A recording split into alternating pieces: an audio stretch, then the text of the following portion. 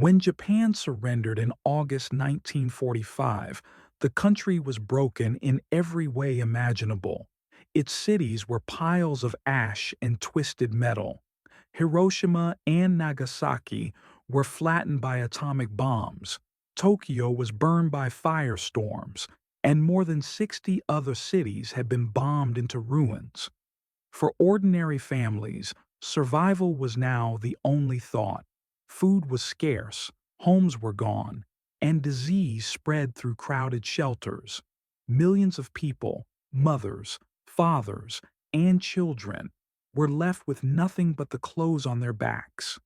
And most terrifying of all, they knew that foreign soldiers were coming, the same Americans who had dropped the bombs, who had destroyed their homes, who Japanese propaganda had described for years as monsters, brutal giants who would kill the men, abuse the women, and enslave the children. Many civilians expected the end to be worse than the war itself. Some families even made secret suicide pacts, convinced that capture by Americans would be worse than death. But what came next was something no one in Japan could have imagined. When American troops landed in Japan, families braced themselves, children hid behind mothers, fathers stood stiffly with clenched fists, waiting for violence. Instead, the soldiers did something shocking. They smiled. They handed out food. And for many Japanese children, the very first taste of chocolate, chewing gum, or canned peaches in their lives came not from their own country, but from the hands of the enemy. One Japanese boy later recalled, "We thought the soldiers would kill us. Instead, they gave us candy. It was the first sweet thing I ever tasted for parents." The shock was even deeper. They had lived for years under a government that told them Americans were demons. Now, those demons were kneeling down, patting children on the head and offering them sugar. It was a moment that left entire families speechless. Japan's food situation in 1945 was desperate. Fields had been bombed, shipping routes destroyed, and millions of men who once farmed were dead or in prison camps. People ate grass, acorns, or watery soup made from weeds. In some places, malnutrition killed more people than the bombings. And then came another shock. The Americans started feeding them. The U.S. military organized massive food distribution programs.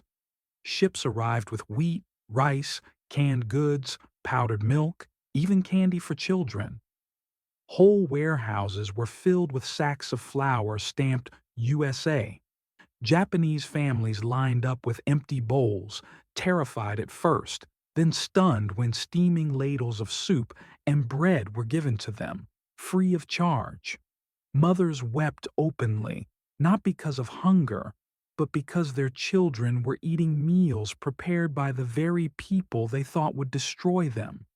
For many, this was the first full meal they had eaten in months. Food wasn't the only surprise. American soldiers began distributing blankets, clothing, and shoes from army stockpiles. Imagine a Japanese child, barefoot for months, suddenly being given a pair of sturdy leather boots once worn by a U.S. soldier. Or women wrapping their babies in American-issued blankets, marked with foreign letters they couldn't even read, but which meant warmth through the winter. One mother later said, "We feared the Americans would strip us naked. Instead, they clothed us." Day after day, families encountered scenes they could hardly process. Instead of executions, there were soup kitchens. Instead of brutality, there was medicine. Instead of slavery, there were English classes, sewing workshops, even children's activities organized by occupation troops. It was the complete opposite of everything they had been told. The shock was psychological as much as physical. To many Japanese, it was as if their world had been turned upside down overnight. The war had ended with bombs, But peace had begun with kindness. And this kindness was what families remembered most vividly. Along with food and clothing, American forces brought something just as valuable: medicine. Japan's hospitals had been bombed, supplies destroyed, and doctors overwhelmed. Children suffered from pneumonia, dysentery, and skin diseases. Many civilians had never even seen antibiotics. Now, American doctors and nurses set up field clinics in ruined neighborhoods. They cleaned wounds, distributed bandages, and treated diseases that had gone unchecked for months. For mothers watching their children cough and waste away, this felt like a miracle. Imagine the shock of seeing the enemy leaning over your sick child, not to harm them, but to save them.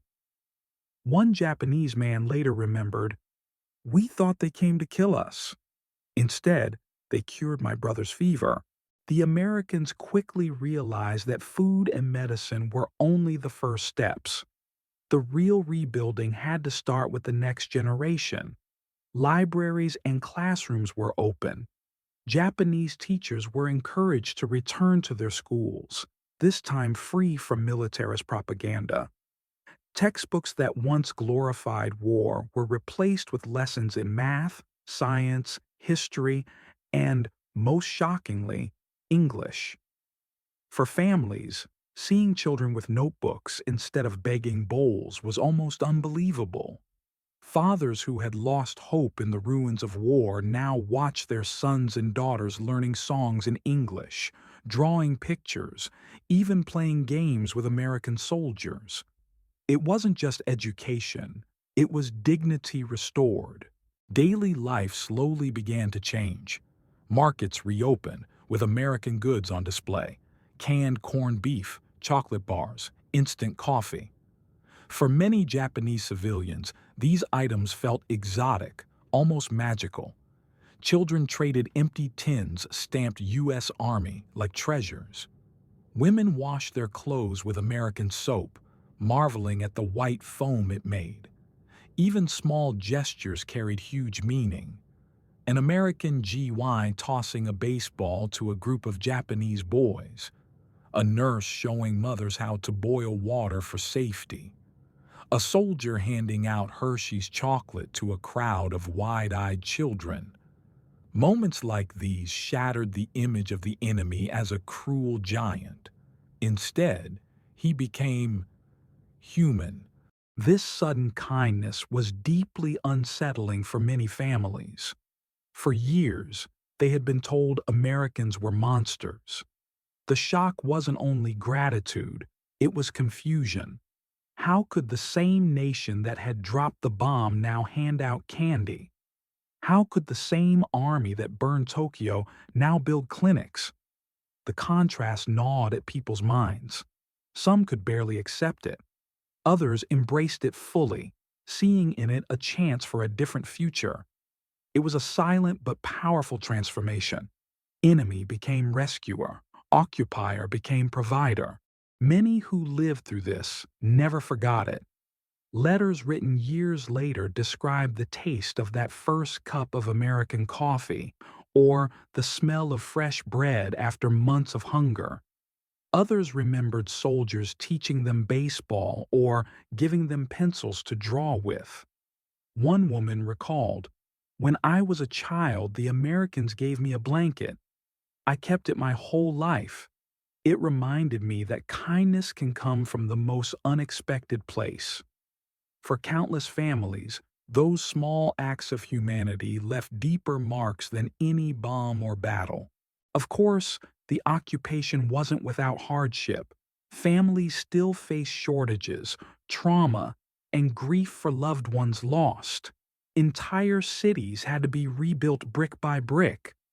But the memory of being treated as human beings by those they had been taught to fear changed lives forever.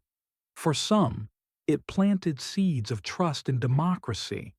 For others, it simply gave them hope that their children might grow up in a world less cruel than the one they had known. In the end, Japanese families carried two truths.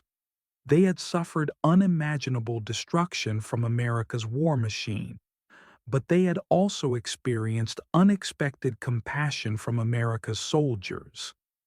And for many, that compassion was the most unforgettable part of the war. "We thought they would destroy us," one survivor wrote, "but instead, they showed us we could live again."